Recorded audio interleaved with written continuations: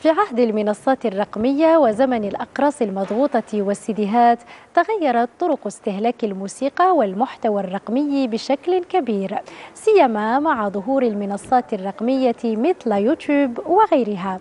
لكن كثيرون يعبرون عن حنينهم للاستماع والاستمتاع بالموسيقى بالوسائل التقليدية، تقول وهبة علالي.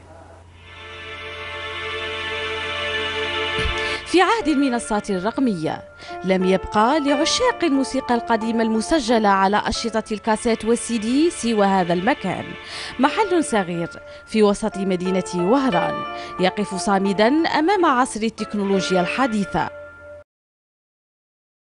عبد القادر صاحب محل التسجيلات ما يزال متمسكا بذلك الإرث الفني، رافضا التنازل عنه ليصبح هذا المكان قبلة لعشاق أشرطة الكاسيت.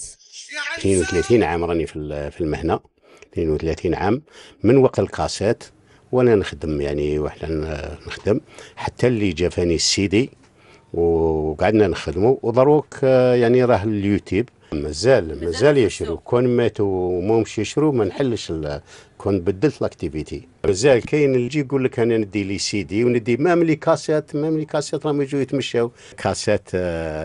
كانت يعني الاولى من الحال محبوبه والخدمه فيها، يعني الانسان الصغير يشوف دروك حنايا رانا تجار، يعني نحوسوا على المدخول كانت في وقت الكاسيت، كانت المدخول كري كان الستيل تاعهم تاع كاسيت كان حاجه نوستالجيك، كانت حاجه شابه ستيل تروح تشري عند ديسكوتاك كاسيطه من بعد ولا سي دي، زعما ميم الكاليتي سون كانت تطلع شابه. لونسيانتي بكري كان بليزير بزاف، كان راك تسمعها تاكل ستيلو تروبوبيني، كاين تاع البليزير تاع لو بوست كاسيت، كاين بزاف كان عندنا وكان البليزير ماشي غنية مانيش عارف في نهار دروك مانيش عارف شحال يخرج من الغنية. كي كنا نقارعوا بون مومون باش تخرج لك شونسون شابة تبعها. لا ديفيرونس هذه هي دروك وبكري سي با لا ميم.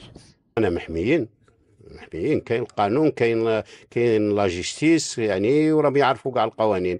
كلما ظهر جديد يخول للناس أن القديم سوف يندثر، إلا أن القديم له ملذاته وعشاقه وذكرياته.